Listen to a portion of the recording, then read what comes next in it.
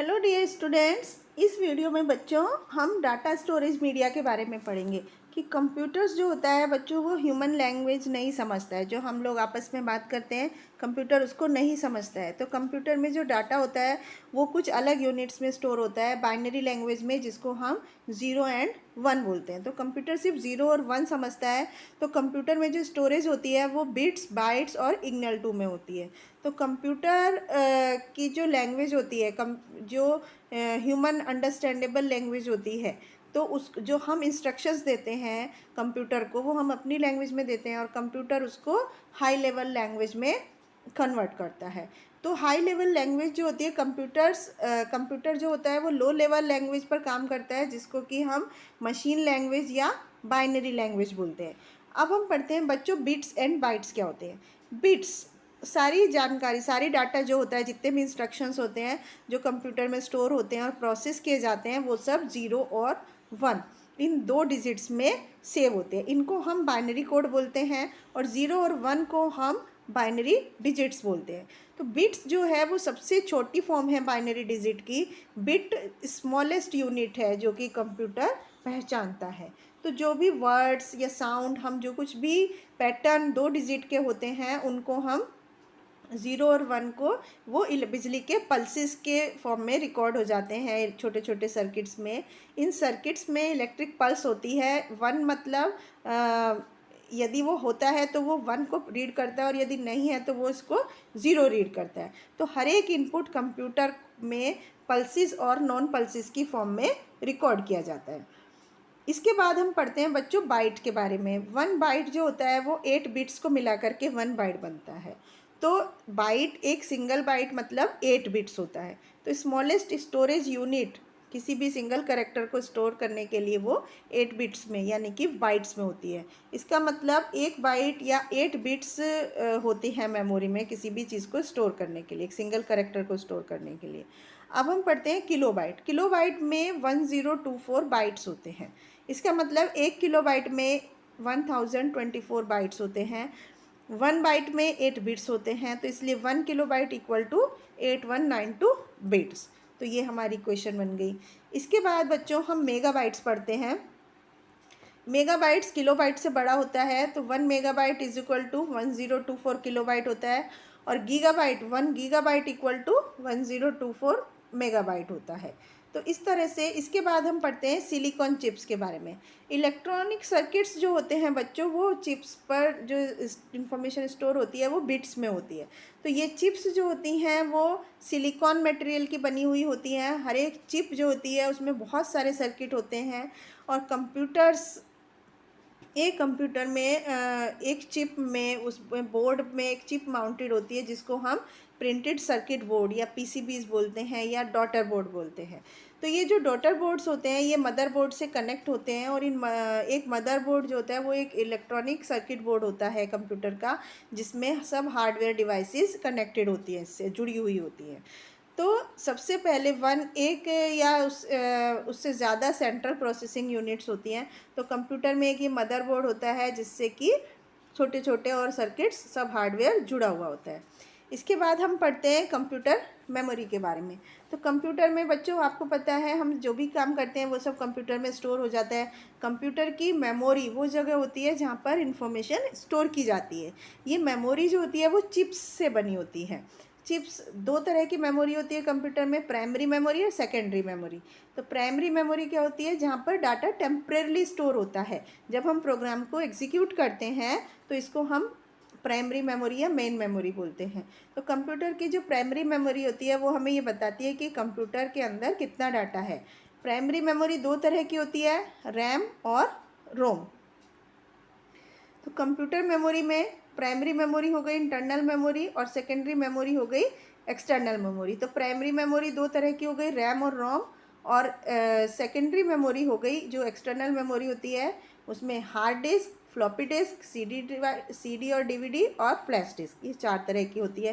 तो सबसे पहले हम रैम के बारे में पढ़ते हैं। रैम की फुल फॉर्म होती है रैंडम एक्सेस मेमोरी। इसमें डाटा और इंस्ट्रक्शंस स्टोर होते हैं कंप्यूटर के, सिर्फ जब हम इसको ऑन करते हैं। हम केवल डाटा को पढ़ सकते हैं और लिख सकते हैं। रैम एक टेम्परेरी मेमोरी होती है। यदि किसी वजह से पावर कट हो जाती है तो जो कुछ भी काम कंप्यूटर में चल रहा होता है वो सब रैम में जो होता है वो ख़त्म हो जाता है। इसको इसलिए हम वॉलेटाइल मेमोरी भी बोलते हैं। इसके बाद हम पढ़ते हैं रोम के बारे में। रोम मतलब होता है रीड ओनली मेमोरी। ये जनरली प्रोग्राम इसमें और इंस्ट्रक्शंस जो कुछ भी प्रोग्राम को रन करने के लिए चाहिए होते हैं वो इसमें स्टोर होते हैं। तो ये कंप्यूटर को बताते हैं कि काम किस तरह से करना है। फॉर एग्जांपल, यदि कंप्यूटर बूट हो रहा है तो इंस्ट्रक्शन रोम से इंस्ट्रक्शन लेता है कि सीपीयू कि कैसे कंप्यूटर को स्टार्ट करना है। इसको हम रीड ओनली इसलिए बोलते हैं क्योंकि इसमें केवल हम प्रोग्राम को पढ़ सकते हैं, लिख नहीं सकते हैं। तो ये रोम जो होती है इसमें डाटा हम परमानेंटली होता है, इसलिए इसको हम परमानेंट मेमोरी बोलते हैं, क्योंकि इसका डाटा लाइट जाने पर, पावर ऑफ होने पर डिलीट नहीं होता है। तो बच्चों 3 अलग अलग तरह के रोम होते हैं, पी रोम, ई प्रोम और ई प्रोम। तो सबसे पहले पी रोम मतलब प्रोग्रामेबल रीड ओनली मेमोरी, जिसको कि हम इंफॉर्मेशन जो उसमें रिकॉर्ड है उसको चेंज नहीं कर सकते हैं। दूसरा ई प्रोम जो कि erasable programmable read only memory होती है। इसकी इंफॉर्मेशन को हम अल्ट्रावायलेट रेजिस के थ्रू इरेज कर सकते हैं। और ई प्रोम मतलब electrically erasable programmable read only memory. इसकी इन्फॉर्मेशन को हम इलेक्ट्रिकल सिग्नल से जो इस पर लिखा हुआ है उसको इरेज कर सकते हैं। और ये मेमोरी जो होती है और भी ज़्यादा फ्लेक्सिबल होती है ई प्रोम से। इसके बाद हम सेकेंडरी मेमोरी के बारे में पढ़ते हैं। कभी कभी क्या होता है, जो ज़्यादा इन्फॉर्मेशन होती है उसको हम प्राइमरी स्टोरेज डिवाइस में सेव नहीं कर पाते। तो जो डाटा हम कंप्यूटर के बाहर दूसरी सेकेंडरी स्टोरेज डिवाइसेस में हमें सेव करना पड़ता है, तो इसको हम सेकेंडरी मेमोरी बोलते हैं। सेकेंडरी मेमोरी को हम ऑक्सिलरी मेमोरी या एक्सटर्नल मेमोरी भी बोलते हैं।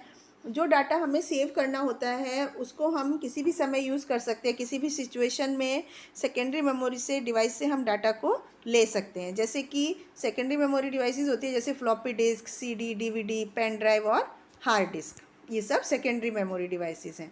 तो डाटा की जो अमाउंट होती है वो उसको हम इन डिवाइसेस में स्टोर कर सकते हैं। कितना डाटा हम स्टोर कर सकते हैं एक डिवाइस में उसको हम उसकी कैपेसिटी बोलते हैं।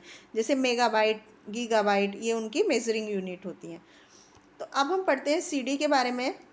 सीडी मतलब होता है कॉम्पैक्ट डिस्क। ये गोल शेप की शाइनिंग वाली डिस्क होती है जिसमें कि हम डाटा स्टोर कर सकते हैं, पढ़ सकते हैं प्रोग्राम्स को। सीडी ड्राइव हर एक सीपीयू में होती है जिसमें हम सीडी को रख कर के रन कर सकते हैं। इसमें बहुत सारा डाटा एक बार में आ जाता है, 650 MB या इससे भी ज़्यादा डाटा आ जाता है। तो सीडी और डीवीडी को हम ऑप्टिकल डिस्क बोलते हैं। इसके बाद डीवीडी मतलब होता है डिजिटल वर्सेटाइल डिस्क। ये भी एक फ्लैट और राउंड डिस्क होती है जिसमें कि सेम साइज़ का डाटा सीडी के जैसे 4.7 इंच डायमीटर की होती है और 0.05 इंच इसकी थिकनेस होती है। इसमें हम बहुत ज़्यादा डाटा स्टोर कर सकते हैं सीडी की तुलना में। डीवीडीज़ जो होती हैं वो 2 GB से 17 GB कैपेसिटी की होती हैं। मेनली ये फिल्म स्टोर करने के लिए, मल्टीमीडिया प्रोडक्ट के लिए इस्तेमाल की जाती हैं।